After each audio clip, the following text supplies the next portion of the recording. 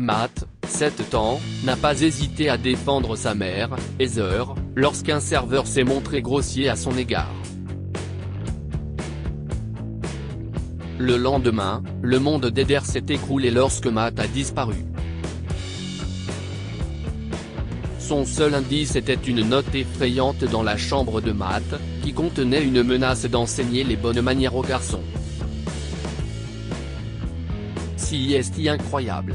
Heather a regardé fixement Monsieur Murphy, l'avocat de sa famille, qui est assis en face d'elle et de son fils, Matt, dans un café animé. Il venait d'informer Heather que sa grand-mère lui avait légué 400 000 $ dans son testament. Vous pourrez signer les papiers lorsque vous serez prête à réclamer l'argent, a poursuivi M. Murphy. Alors qu'Heather absorbait cette nouvelle, Matt a accidentellement laissé tomber son verre. Le cola est versé sur Kyle, le serveur qui essuyait leur table, tachant sa chemise blanche. Et, fais gaffe, petit. Kyle recula d'un bond, dégoûté. Oups. Je suis vraiment désolé, monsieur, s'excusa immédiatement Matt. Tes excuses ne laveront pas ma chemise. Kyle s'est fâché. Heather et Monsieur Murphy ont été abasourdis par la dispute. Heather a calmé Matt et s'est excusé auprès du serveur, mais celui-ci n'a fait que s'énerver davantage. Ne pouvez-vous pas contrôler votre gamin? Si est-il comme ça que vous lui avez appris à parler aux gens plus âgés que lui? Si est-il de l'éducation de haut niveau, ça? Kyle a ralenti la cadence, sarcastique. Quelle mère exquise. Les paroles du serveur ont mis le petit Matt en colère. Il n'avait peut-être que 7 ans, mais il n'était pas du genre à s'asseoir et à regarder un inconnu insulter sa mère. Ne vous avisez pas de parler à ma mère comme ça, a-t-il dit. Il a saisi le petit vase en céramique au centre de la table et l'a lancé sur l'homme. Votre fils est incontrôlable. Kyle a bloqué le vase volant avec sa main, l'envoyant se briser sur le sol. Kyle, ça suffit. Le gérant du café apparaît à leur table. Vous ne pouvez pas parler ainsi aux clients. Kyle a fixé le petit garçon du regard avant de partir en trombe. Le gérant s'est excusé auprès d'Heather et de son fils et leur a offert des boissons gratuites pour compenser la mésaventure. Le groupe a déjeuné et Heather a supposé qu'elle ne reverrait jamais le serveur arrogant. Le lendemain matin, Heather est allée dans la chambre de Matt pour l'appeler pour le petit déjeuner, mais il n'était pas là. Elle a cherché frénétiquement jusqu'à ce qu'elle aperçoive la note sur le lit froissé de Matt. Heather a paniqué lorsqu'elle a lu les mots qui lui faisaient froid dans le dos, « Nous avons votre fils. Vous vous souvenez que nous avions promis de lui apprendre les bonnes manières? Si vous voulez le récupérer, laissez 400 000 $ dans la poubelle jaune devant la porte du City Park demain soir à 17 h. Ne pensez pas à aller voir la police. Ou vous ne reverrez plus votre fils. » Ébranlée, Heather a rassemblé son courage et s'est rendue au poste de police local. Alors qu'elle se précipitait vers l'entrée, elle a reçu un message d'un numéro inconnu. Nous vous avions prévenu de ne pas aller voir la police.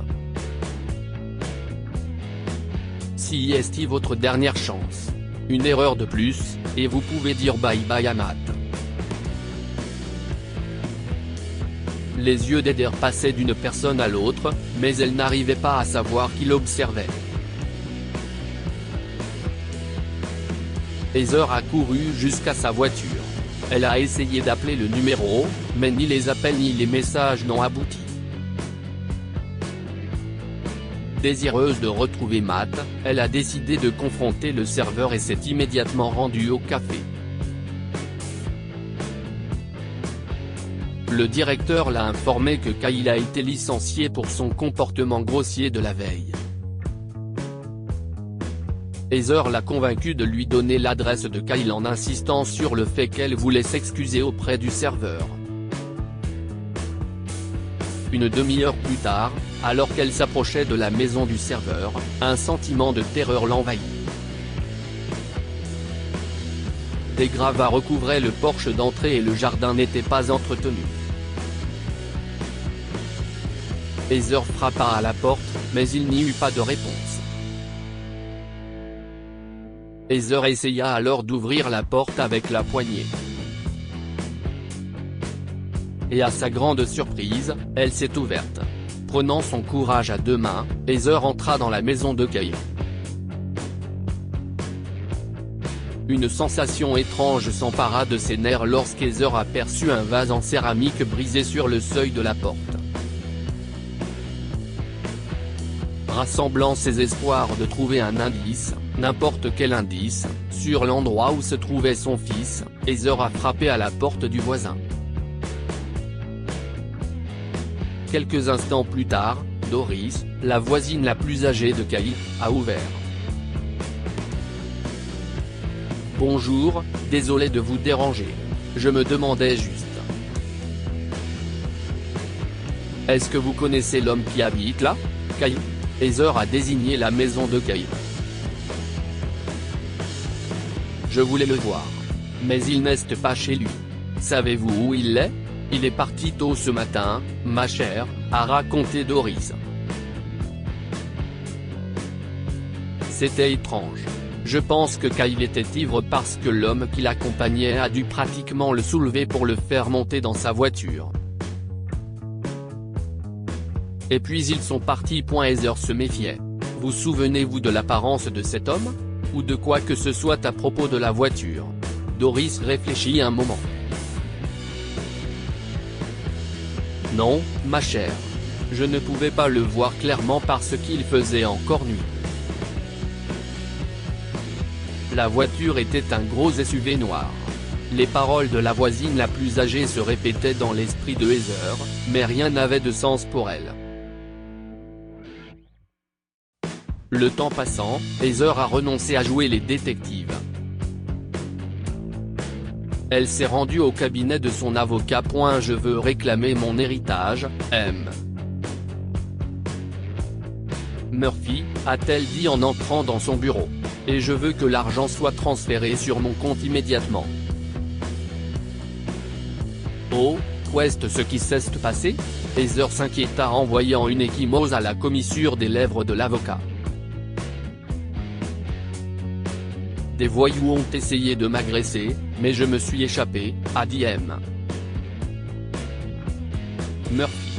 Je vais vous préparer les papiers. Heather a acquiescé. Après avoir signé les documents, elle a remercié M. Murphy et a pris son sac à main. Alors qu'elle s'apprêtait à partir, un SUV noir se garait devant le bureau de l'avocat. Heather s'est figée. M. Murphy, le réservoir est plein. L'assistant de M. Murphy a jeté les clés dans les mains de l'avocat. Heather était perdue dans ses pensées quand M. Murphy a soudainement parlé par derrière, la faisant sursauter. « Mademoiselle Heather. Vous allez bien ?» a demandé l'avocat. Oui, je vais bien, monsieur Murphy, a bégayé Heather. Puis-je avoir de l'eau, s'il vous plaît ? Pendant que M. Murphy lui apportait de l'eau, Heather a commencé à reconstituer le puzzle. Elle a jeté son bracelet de fitness, activé par le tracker GPS, dans la poche intérieure du manteau de M. Murphy accroché au porte-manteau. Le lendemain matin, Heather a reçu une notification téléphonique indiquant que les fonds avaient été transférés sur son compte bancaire. Il ne lui restait plus que 9 heures pour satisfaire aux exigences des ravisseurs.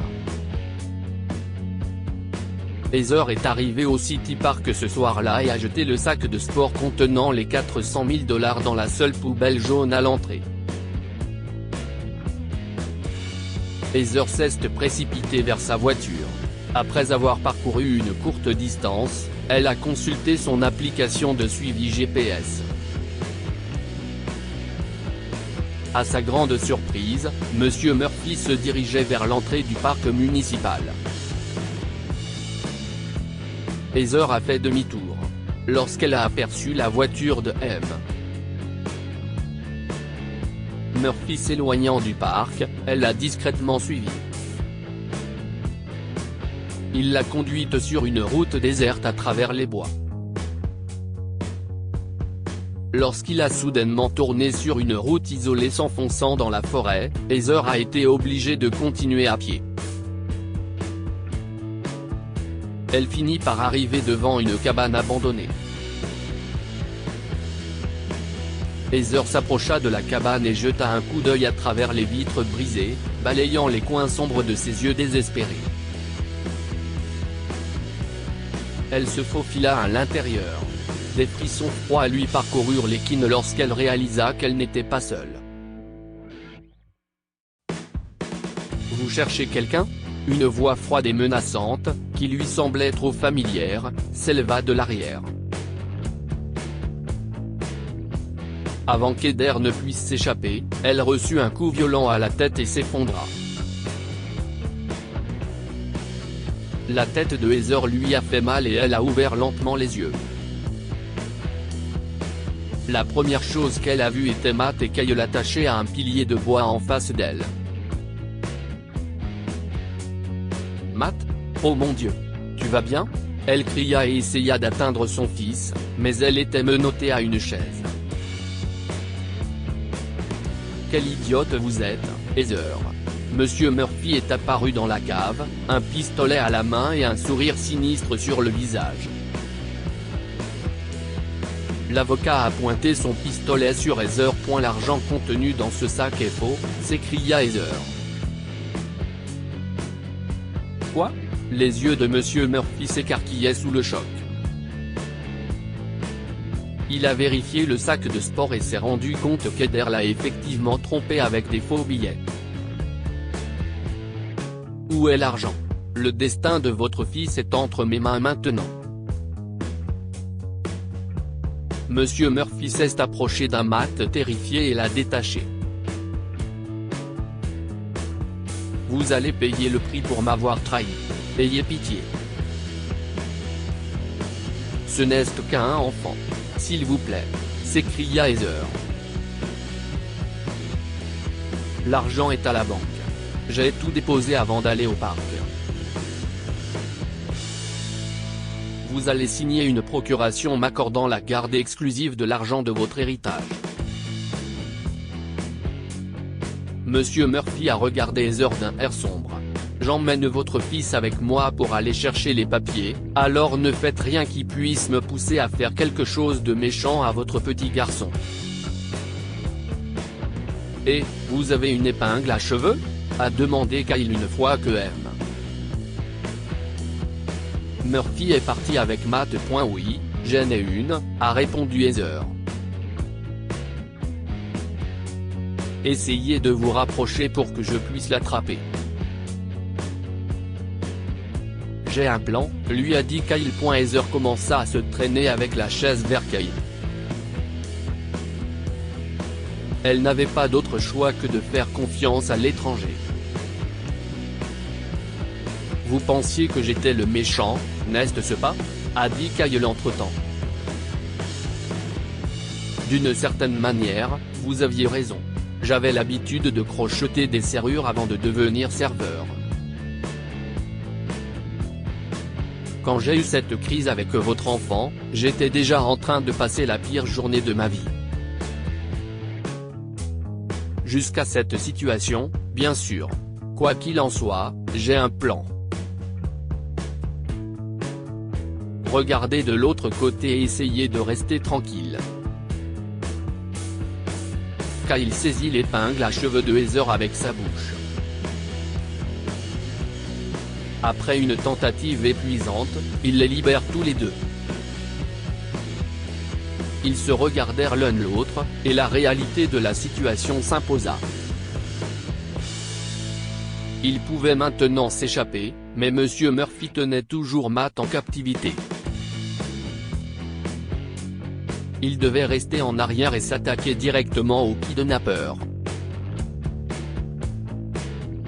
Une heure plus tard, ils ont entendu Monsieur Murphy revenir et ont pris leur place. Lorsque la porte de la cabane s'est ouverte, Kyle s'est jeté sur lui. Une forte détonation fit sursauter Heather qui leva la pipe dans ses mains. Monsieur Murphy avait tiré dans la jambe de Kyle. Il s'est évanoui.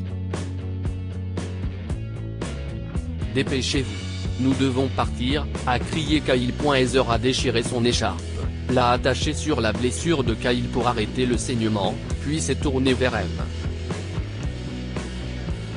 Murphy. Elle a juré tout en menottant l'avocat à la rampe de l'escalier, puis a appelé le 911. Maman. Matt a couru vers elle alors qu'elle sortait de la cabane et s'est jetée dans ses bras. Heather est soulagée de voir son fils en vie et a fondu en larmes en le serrant dans ses bras. Environ une demi-heure plus tard, la police a encerclé la cabane et arrêté M. Murphy. Le lendemain, Heather a rendu visite à Kyle à l'hôpital. Elle est entrée dans son service en portant un bouquet de lys blanc, et il a été agréablement surpris de la voir. Notre première rencontre au café s'est mal passée. La deuxième fois, c'était pire, a dit Kyle avec un sourire, essayant de détendre l'atmosphère. Je veux arranger ça. Quand je sortirai d'ici, on pourra se revoir pour la première fois. Êtes-vous déjà allé au nouveau restaurant de la plage ? À la surprise de Kyle, Heather a répondu par un câlin. Si est un rendez-vous. Heather s'esclaffa. Si vous ne l'aviez pas suggéré, j'en aurais parlé moi-même. Et puis. Merci. Pour nous avoir sauvés. Dites-nous ce que vous pensez de cette histoire et partagez-la avec vos amis. Elle pourrait les inspirer et illuminer leur journée.